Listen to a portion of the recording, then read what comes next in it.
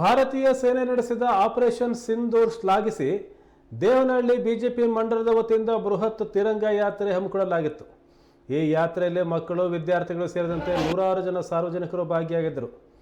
ಸುಮಾರು 1701 ಅಡಿ ಉದ್ದದ ತ್ರಿವರ್ಣ ಧ್ವಜ ಹಿಡಿದು ದೇವನಹಳ್ಳಿ ಪಟ್ಟಣದ ಪ್ರಮುಖ ರಸ್ತೆಗಳಲ್ಲಿ ಮೆರವಣಿಗೆ ಸಾಗಿತು.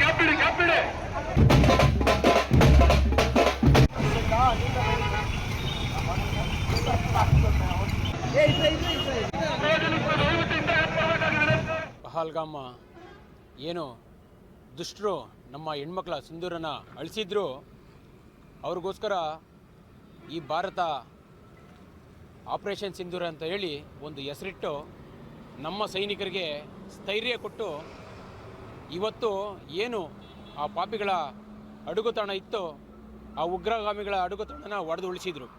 ಹಾಗಾಗಿ ಸೇನೆ ಇವತ್ತು ಭಾರತ ಭಾಳ ಗಟ್ಟಿ ಇದೆ, ಅವರ ಪರವಾಗಿ ನಾವೆಲ್ಲ ಇರಬೇಕು ಅಂತೇಳಿ ಭಾರತ ದೇಶದಲ್ಲಿ ಇವತ್ತು ತಿರಂಗ ಯಾತ್ರೆ ಅಂತ ಇಡೀ ಭಾರತ ದೇಶ ಮಾಡ್ತಾಯಿದ್ದೀವಿ.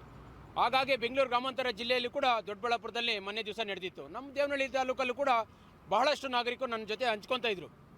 ಇಲ್ಲ, ಈ ಥರದ್ದೊಂದು ಕಾರ್ಯಕ್ರಮ ನಾವು ಮಾಡಬೇಕು, ಯಾವುದೇ ಜಾತಿ ವಿರುದ್ಧ ಇಲ್ಲ, ಯಾವುದೇ ಧರ್ಮದ ವಿರುದ್ಧ ಇಲ್ಲ, ಯಾವುದೇ ವಿರುದ್ಧ, ನಾವು ಸೈನಿಕರ ಪರವಾಗಿ ನಿಲ್ಲಬೇಕು, ನಾವು ಸೈನಿಕರಿಗೆ ಆತ್ಮಧೈರ್ಯ ನಾವು ನೀಡಬೇಕು, ಅದಕ್ಕೊಂದು ತಿರಂಗ ಯಾತ್ರೆ ಮಾಡಬೇಕು ಅಂತ ನಿಶ್ಚಯ ಮಾಡಿದ್ವಿ. ಇವತ್ತು ಏನು ಹಳೆ ತಾಲೂಕು ಆಫೀಸು ಆಂಜನೇಯ ಸ್ವಾಮಿ ಸ್ಟ್ಯಾಚ್ಯೂಯಿಂದ ಸ್ಟಾರ್ಟ್ ಆಗಿ ಚೌಕಕ್ಕೆ ಬಂದು ಹಳೆ ಬಸ್ ಸ್ಟ್ಯಾಂಡ್ ನಿಲ್ದವರೆವರೆಗೂ ಸಾವಿರಾರು ಜನ ನಮ್ಮದು 1800 ಅಡಿ